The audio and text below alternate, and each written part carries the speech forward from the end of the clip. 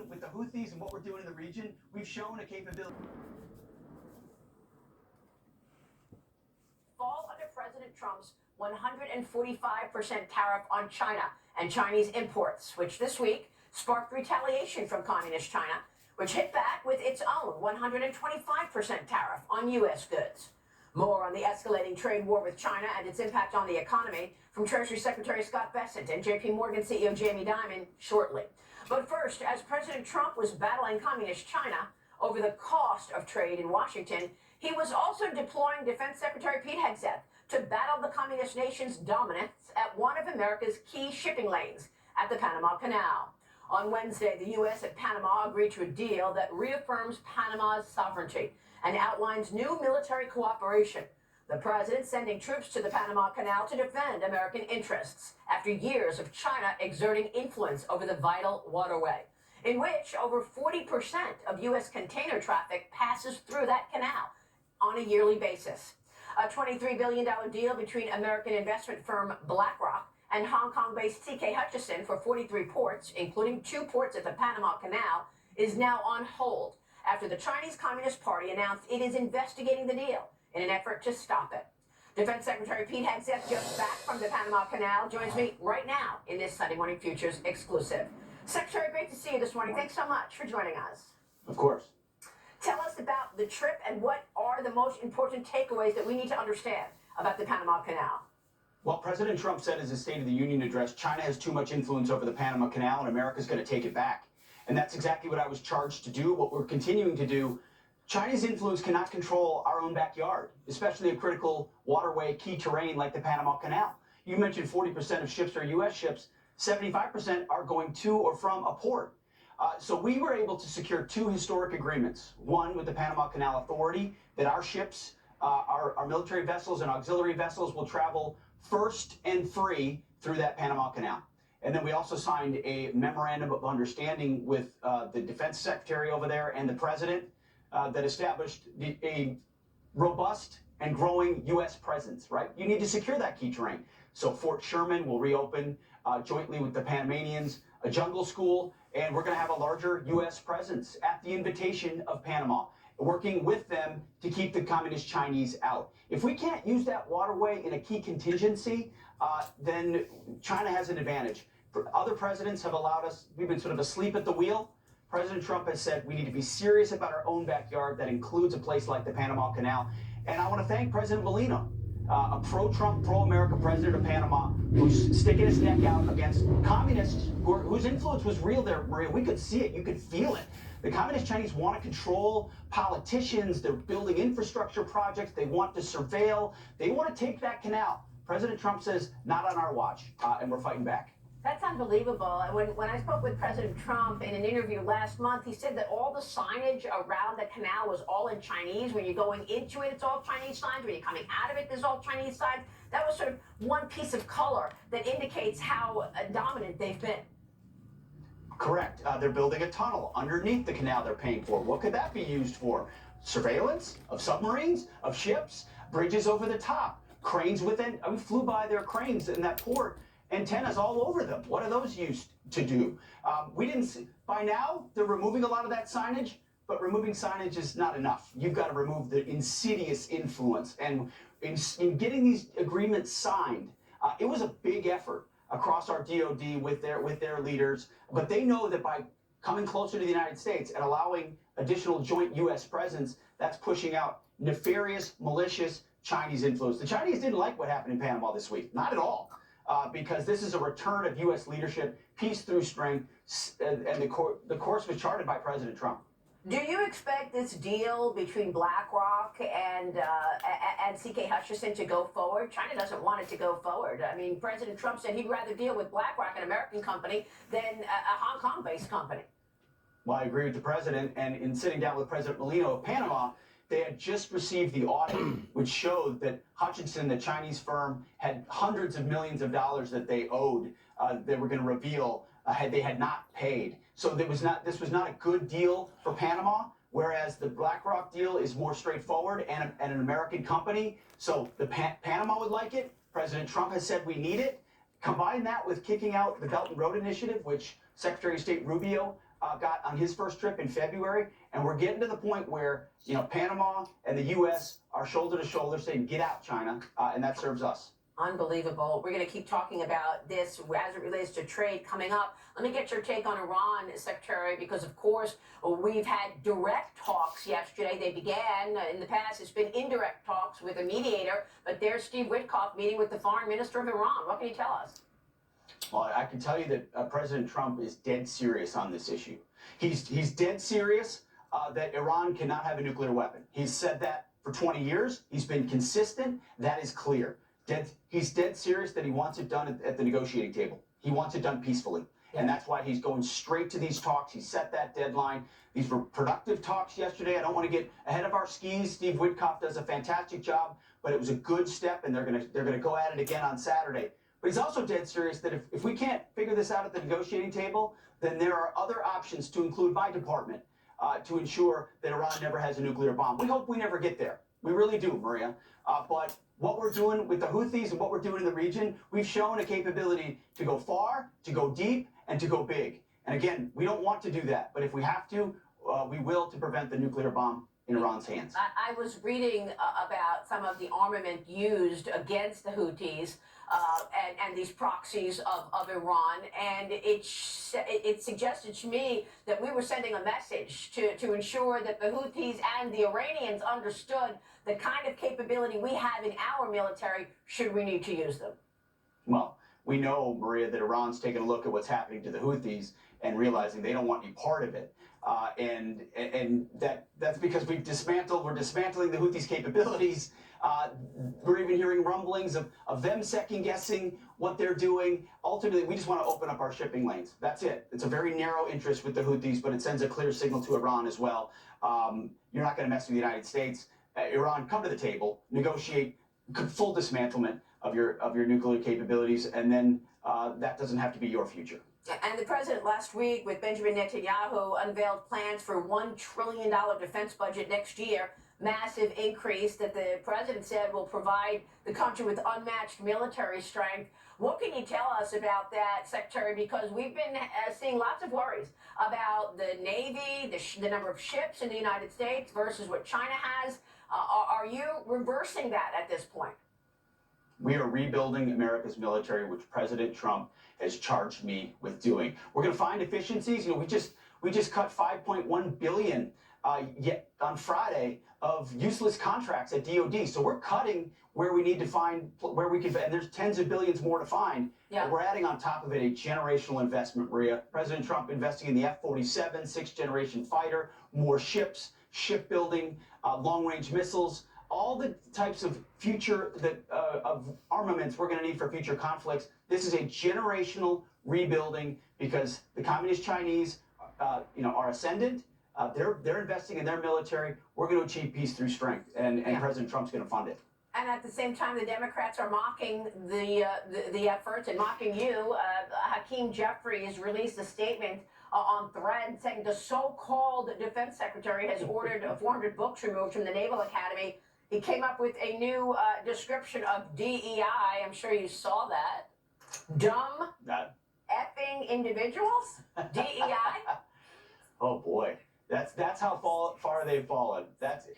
It's astonishing, not surprising. Of course, they don't like the fact that we're ripping DEI out of the military and making it colorblind and merit-based. If their whole strategy is, I don't even know how long the video was, didn't see it, minute-long videos on TikTok to call us names while we secure the southern border, kick out Chinese influence, provide the warrior culture inside our military.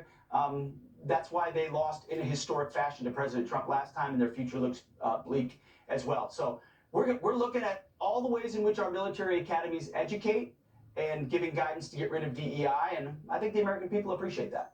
Secretary, it's great to have you this morning. Thanks very much for all of your efforts. Thank you, Maria. Defense Secretary Pete Hegseth, thank you.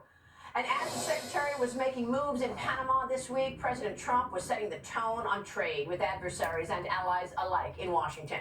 The president instituting a 90-day pause in tariffs to give countries the time to adjust to the new costs, as well as announcing a lowered 10% base on tariffs with countries that did not escalate or retaliate against his initial tariffs. The pivot coming partly after President Trump caught my interview Wednesday with JP Morgan Chase CEO Jamie Dimon, and after Treasury Secretary Scott Bessent joined me to explain the national security threats and the realities from China. Now, new negotiations are underway with trade partners during this 90-day pause. Here's Treasury Secretary Bessent, followed by JP Morgan CEO Dimon, with me on Wednesday. It's going to be, a bespoke, tailored process for each country, and as we strike these trade deals, I think that we will see greater and greater certainty. If we have a delegation from Vietnam in, I was at the ambassador's residence. The Japanese ambassador's residence here in D.C. for the Cherry Blossom Festival last night, which was fantastic, and the Japanese delegation will be coming soon. South Korea, India, the UK. So I think we are going to see a rapid succession of these deals that will give CEOs greater certainty. But I think nothing gives greater certainty than getting this tax bill done. I think it's unfortunate that the Chinese actually don't want to come and negotiate, because they are the worst offenders in the international trading system. They have the most imbalanced economy in the history of the modern world, and I can tell you that this escalation is a loser for them. That they have some very smart, the economists, the academicians, technocrats within their bureaucracy, and they would be telling the leadership that we do not have the edge here.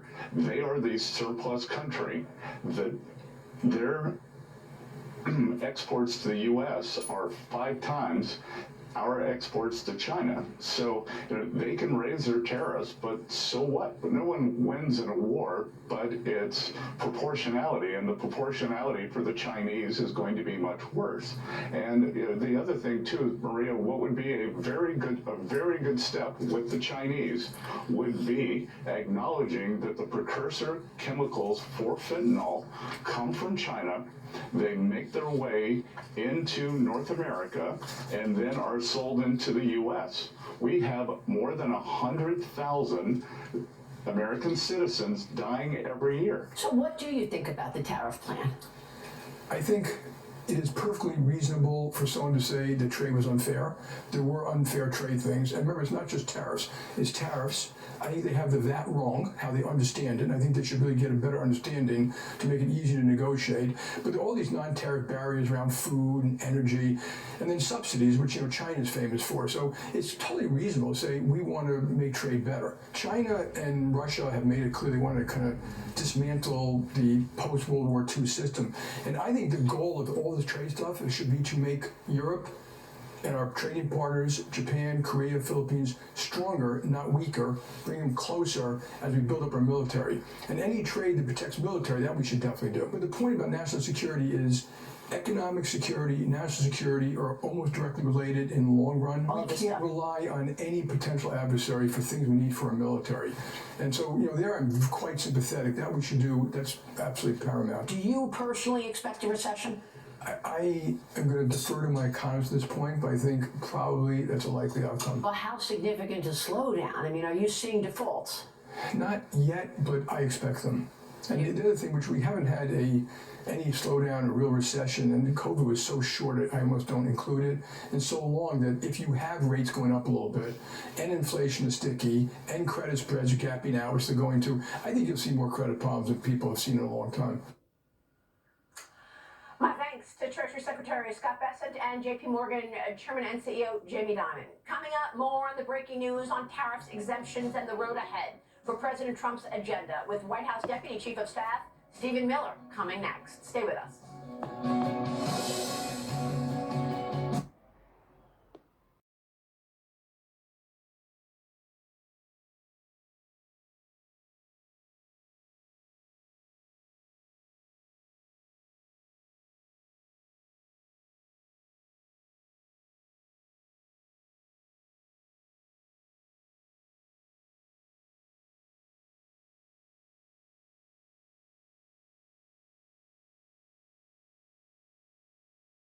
Sticky, and credit spreads are gapping out, which they're going to. I think you'll see more credit problems than people have seen in a long time.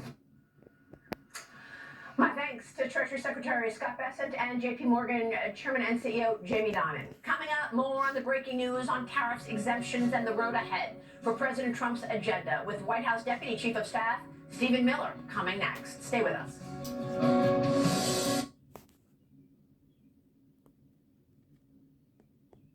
Free solar panels today.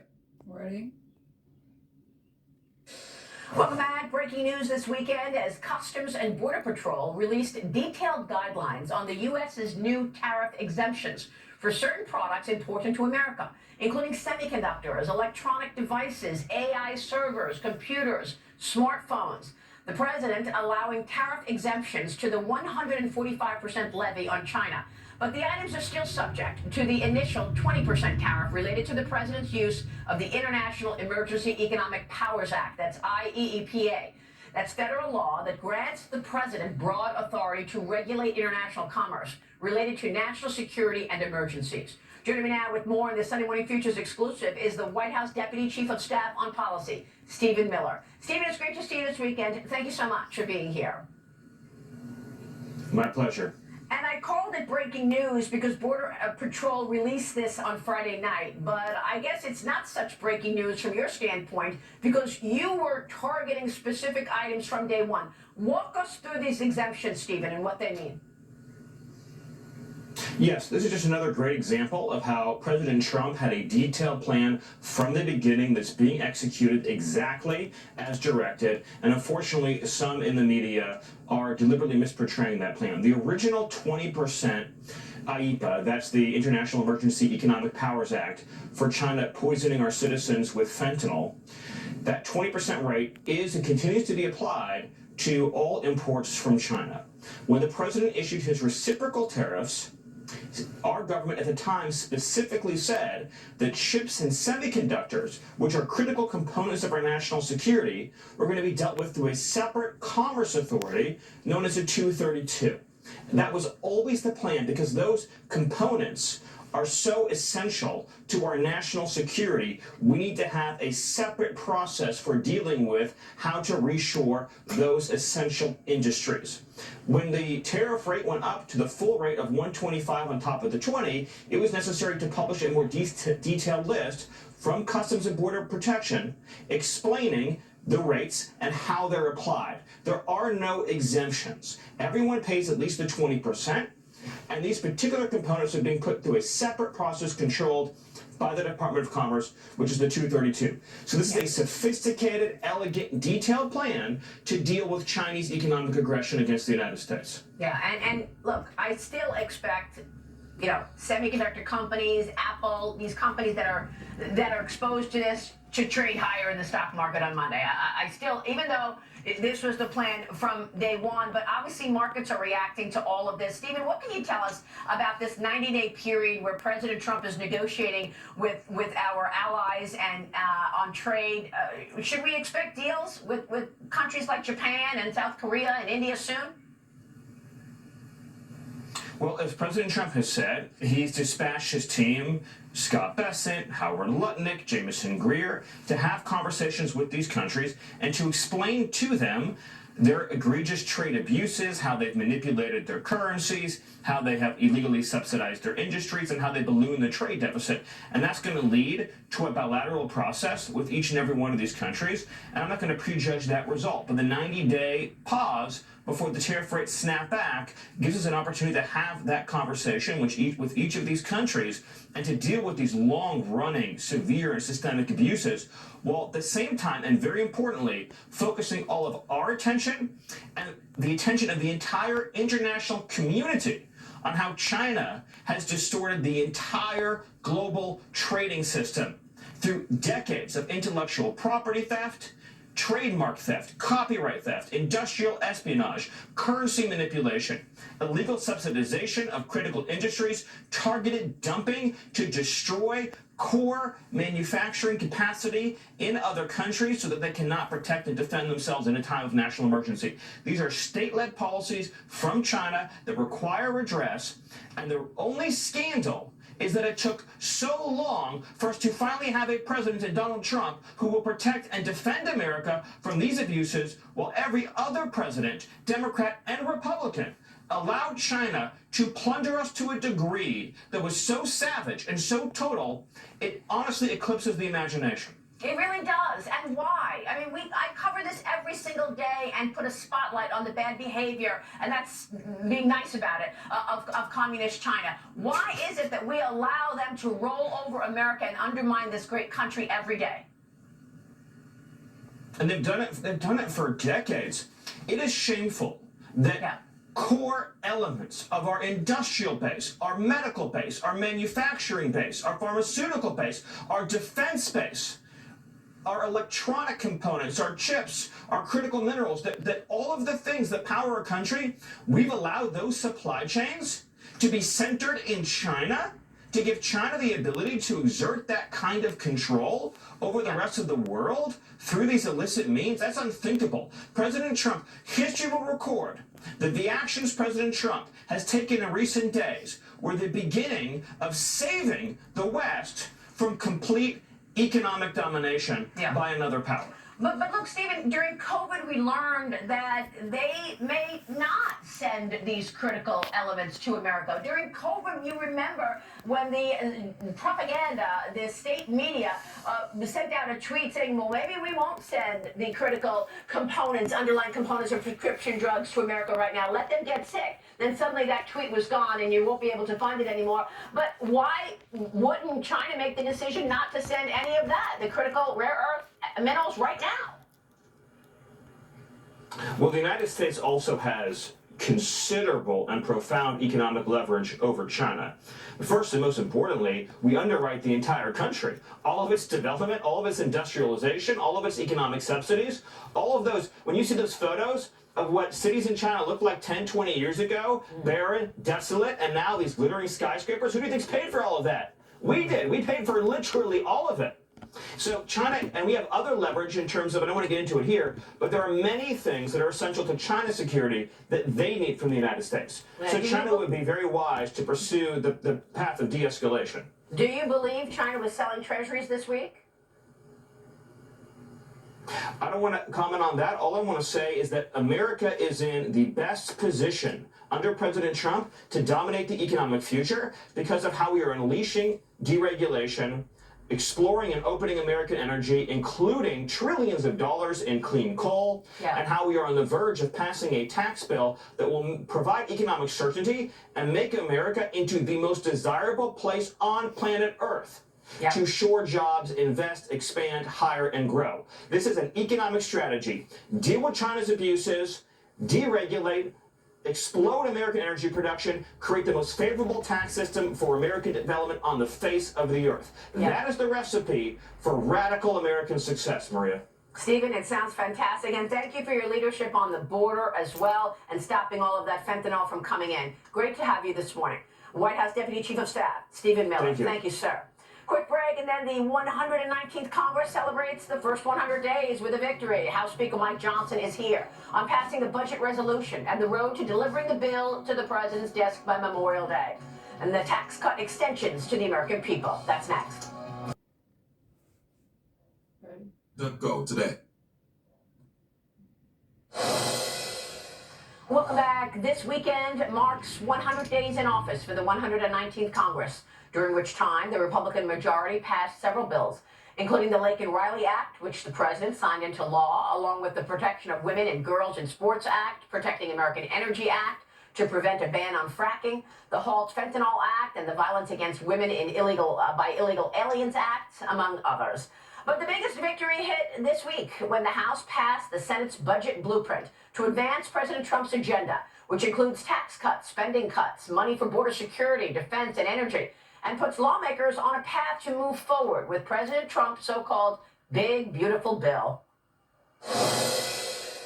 And joining me right now is the Speaker of the House of Representatives, Louisiana Congressman Mike Johnson. Mr. Speaker, thanks so much for joining us. Hey, Maria, great to be with you as always. And congratulations to you on this, the 100th day in office for the 119th Congress. You have gotten so much done in this first 100 days. We are thrilled that you are with us on this day, day 100. Mr. Speaker, walk us through the passing of that budget on Friday before you all left for the Easter recess. Where does that put you now? What is the work to happen once you come back? Well, thanks so much. It was a big milestone. We've had a number of those. As you noted, this is our 100th day of the 119th Congress, and we've been very busy delivering on the promises we made to the American people to help President Trump make America stronger and safer and more prosperous again.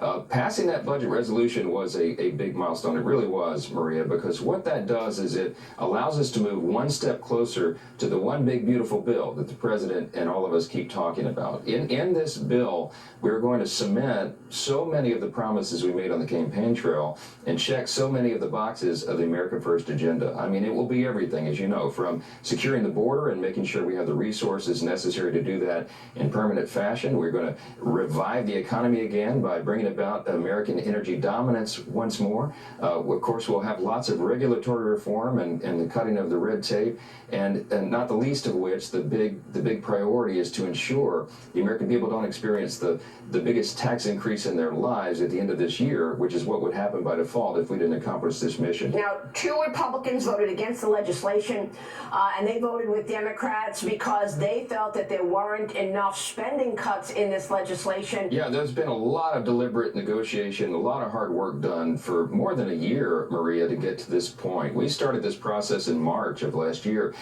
We expected and believed that we would have unified government. We would come to this moment of really incredible opportunity, and that is that we would have alignment.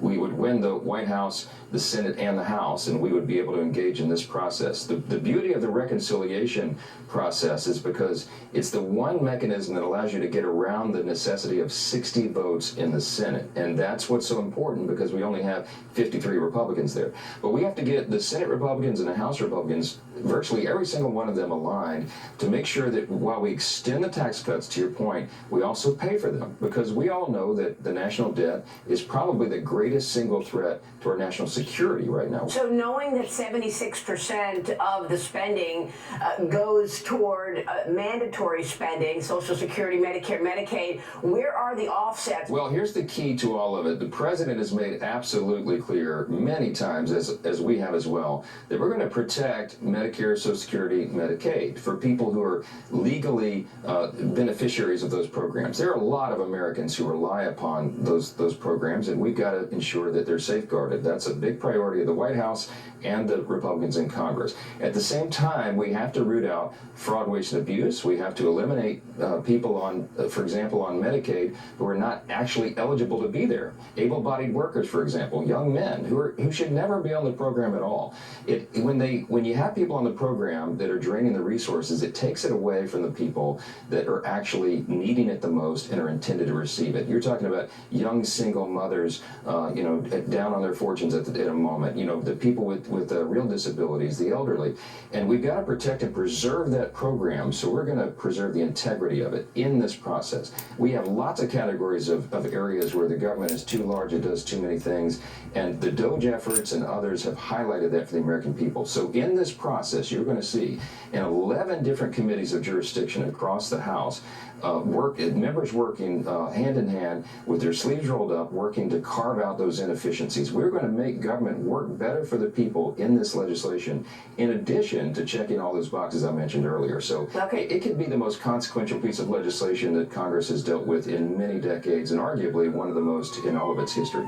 So when you come back, the committees will get to work in terms of a surgical way to identify what to cut so that you can actually get that bill to the president's desk. Are you still counting on getting that bill by the end of May?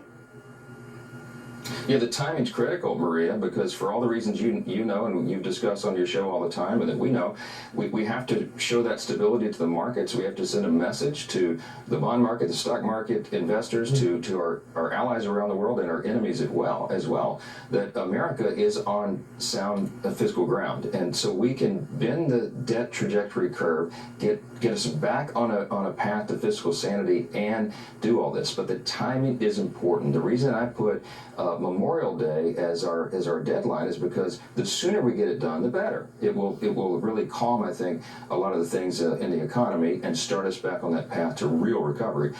That's why it's so important, and I think getting it done by the end of May is important as well because the debt limit cliff is approaching. Now, some projected it could happen in August or September, but depending upon tax receipts in this tax cycle, it could be pushed back on us further, maybe to early June. So we really have no margin for error. Now, Mr. Speaker, one of the movements within the Congress is to, I guess, raise taxes on the rich in order to pay for these tax extensions for the lower earners, like the no tax on tips, no tax on Social Security. The idea that you can have a new tax bracket of 40% for the highest earners. Are you seriously considering that? Well, I'm not a big fan of doing that. I mean, we're the Republican Party and we're for tax reduction for everyone. So, I mean, that's a general principle that we always try to abide by. Now, there's lots of discussion, lots of ideas on the Hill. People have different thoughts and theories on how we can solve this perfect equation to get all of this done. But I wouldn't put any money on any of that yet. I guess everybody, I would say just stay tuned. The next 5 to 6 weeks are going to be critical as all these negotiations happen in the committees of jurisdiction. You'll hear lots of rumors and lots of talk, but we'll see where it all lands. We've got to build consensus. Remember, I've got to get 218 votes in the House, and we've got to get 51 votes in the Senate. So you can be assured that there'll be a comfort level of everyone before we move that bill to the floor. Mr. Speaker, that wasn't the only victory that you had this past week. You also passed the voter ID law for federal elections, the SAVE Act. Now, Hakeem Jeffries said it's dead on arrival. Yeah, those are big landmark achievements as well over the past week. It's been a busy time in Congress. Hakeem Jeffries is reflecting the sentiment of all the Democrats in the Congress, and it's quite sad. 208 House Democrats voted to allow illegal aliens to decide American elections. That's what they did when they voted against the SAVE Act this past week. It's shameful. I mean, it is an existing provision of federal law that only U.S. citizens get to decide U.S. elections, obviously, but there's no mechanism in the states right now to ensure that's happening. So the SAVE Act requires proof of identification, requires proof of citizenship to vote. Democrats are opposed to it. So we really hope that at least 7 or 8 or more Democrats in the Senate will come to their senses. How are they going to go home, Maria, to their states and explain that they want people from foreign countries deciding our elections? Good luck with that. On the judges, the No Rogue Rulings Act, a great bill by Representative Darrell Issa out of California, we passed that. That is going to bring these activist liberal federal judges to check. You know, we've had real abuse of this system where these judges, individual judges, will issue nationwide injunctions to stop President Trump's agenda. It's been abused. The statistics show it. Remember, 67% of all national injunctions over the last 100 years have been issued against one president. His name is Donald J. Trump, and 92% of those were issued by Democrat-appointed judges to the bench. We got to stop that. And real quick, Mr. Speaker, before you go, there was also a movement to put boundaries in place for President Trump issuing tariffs. Do you want Congress to have a say in stopping President Trump's authority instituting tariffs? Listen, my background's in constitutional law, Maria, and I believe very firmly in separation of powers. I also believe that the executive branch has the runway to do what President Trump is doing. Clearly, the president, the commander-in-chief, has the right to deal with countries that are engaging in unfair trade practices with our nation. Mr. Speaker, great to have you. Thanks very much for joining us to recap the first 100 days in Congress. We will be watching your work once you come back after speaking with constituents this Easter break. Have a wonderful Easter, sir. You too. God bless. Thank you so much. Speaker of the House, Mike Johnson. And up next, high-level talks in... Well planned, well invested, well protected. I've written him a letter saying I hope you're going to negotiate, because if we have to go in militarily, it's going to be a terrible thing for them. You wrote a letter to the Khomeini? Yes. When did you send the letter? yesterday. And you said you better negotiate, or we want you to I didn't say you negotiate. better. I said I hope you're going to negotiate because it's going to be a lot better for Iran. And that's President Trump revealing exclusively to me last month that he sent a letter to Iranian leader Ayatollah Ali Khamenei about holding talks over Iran's nuclear program, with the Ayatollah immediately rejecting the overture. However, despite that initial response, the two sides met in Oman yesterday for direct talks, with U.S. Special Envoy to the Middle East, Steve Witkoff, meeting with Iranian Foreign Minister. Joining me now in the Sunday Morning Futures exclusive is His Royal Highness, the exiled Crown Prince of Iran, Reza Pahlavi. Reza, great to have you this morning. Thank you so much for being here.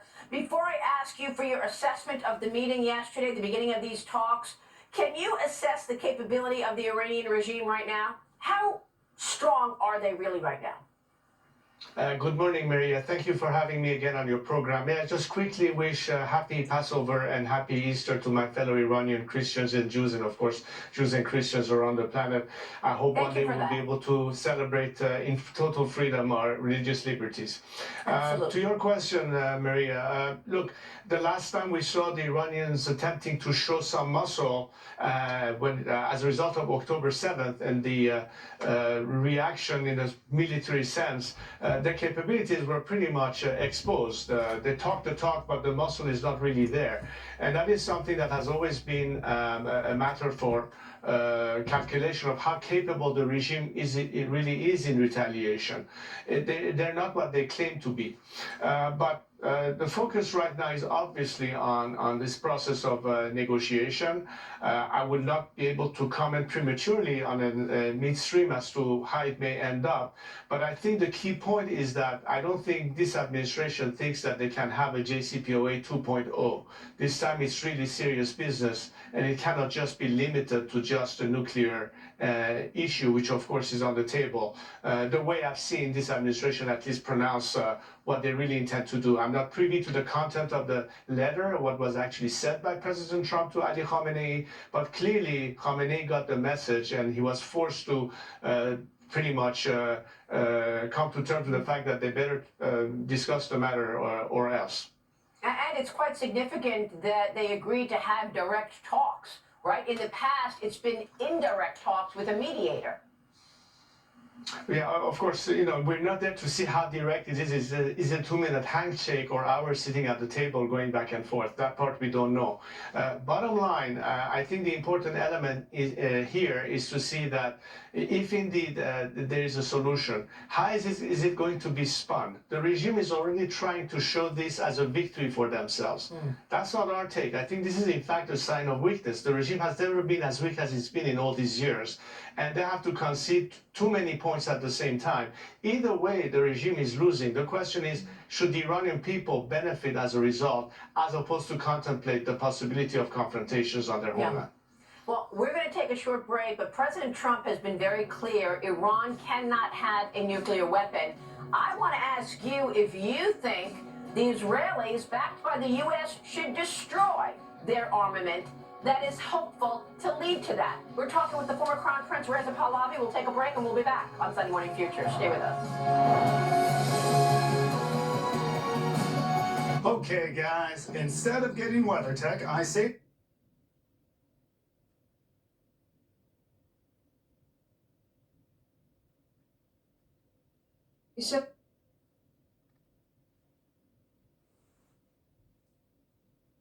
Welcome back, and we're back with former Crown Prince of Iran, Reza Pahlavi. Your Highness, quick question for you. Would you support Israel, backed by the United States, destroying Iran's capability to make a bomb, a nuclear bomb?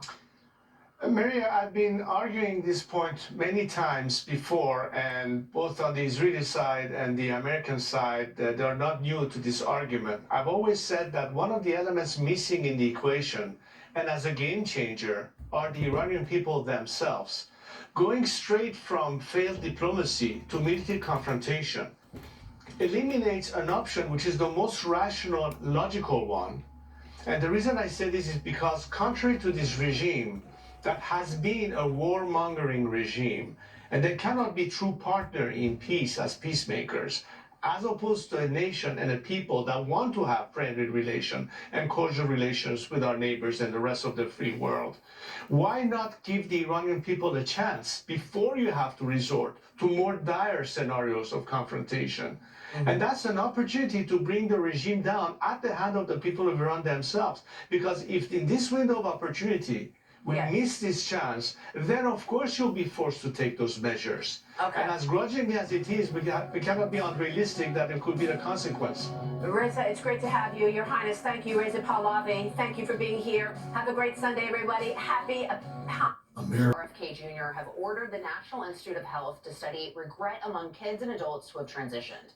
According to a memo obtained by NPR, the NIH has plans to study the impact of social transition and/or chemical and surgical mutilation. The administration also reportedly wants to focus on those who have detransitioned. The left continues to downplay the consequences that many face after trying to change their sex.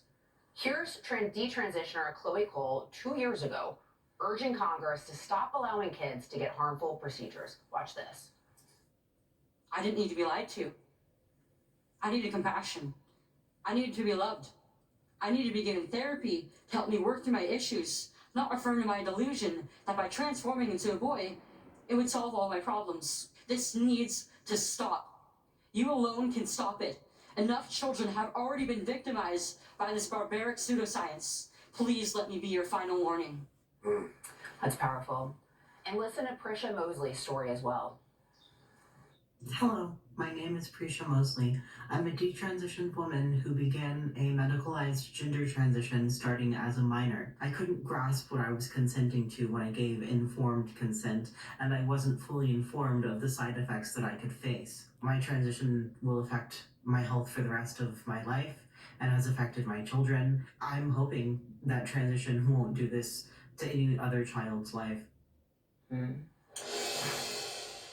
Joey, the British government has indefinitely banned puberty blockers after an independent group of experts found that there was an unacceptable risk for young people. Why haven't we?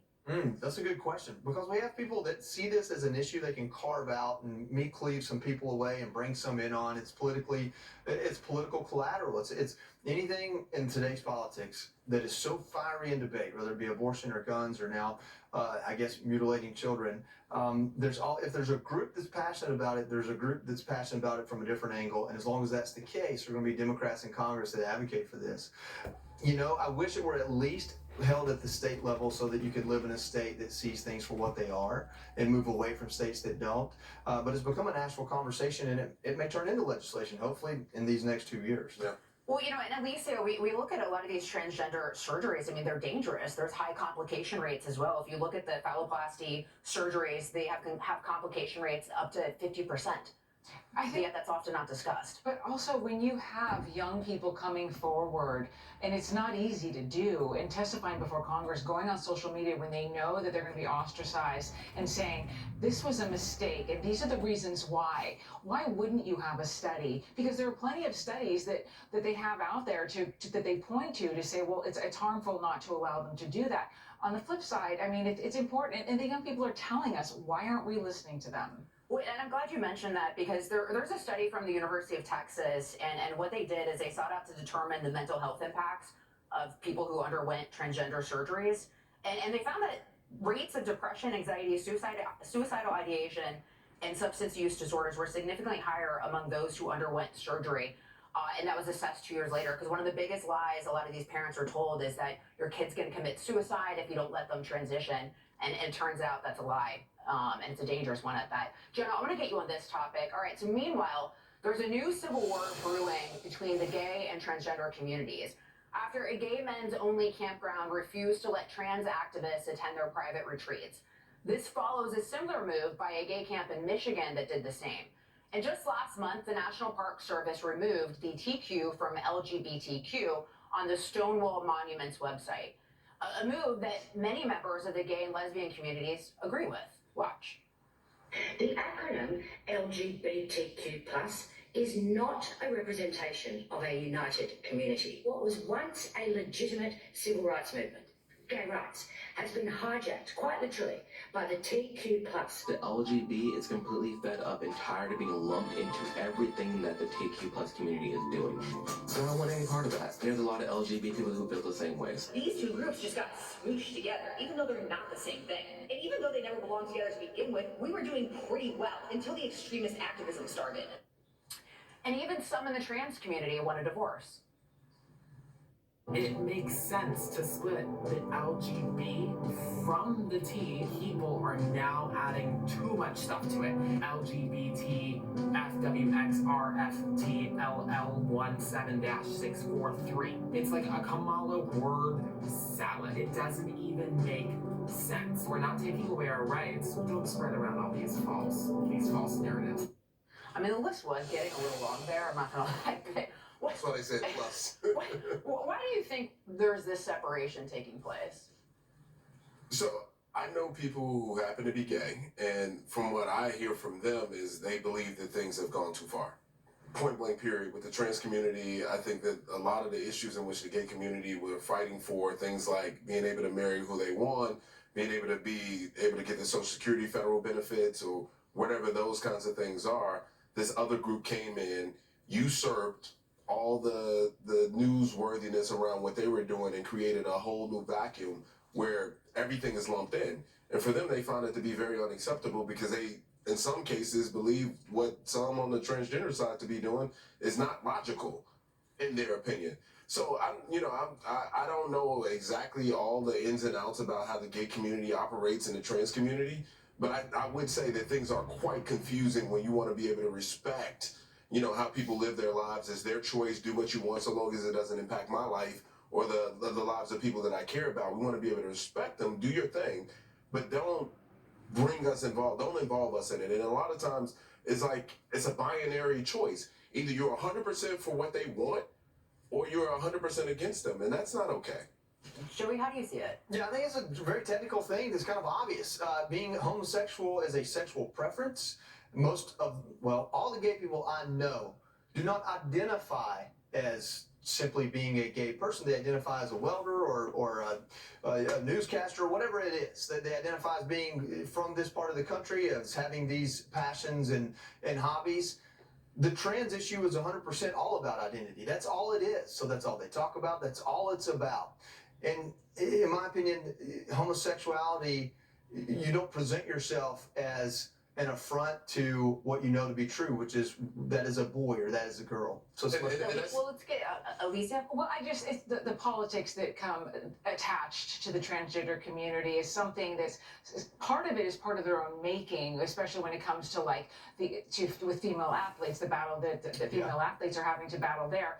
And so now that gets attached to folks in the gay community, and they're like, what did we do? And I think to them, it is obviously, we heard them say, it's very obvious that they And if you disagree with any tenet of what they believe, then you're all of a sudden a bigot or such. And that's one of the reasons why I think Dave Chappelle, his comedy routine has become so popular with people, even in the gay community. My favorite line from, I think it was The Closer, is he said that his friend was like, they are after you, and he was like, many theys or singular they?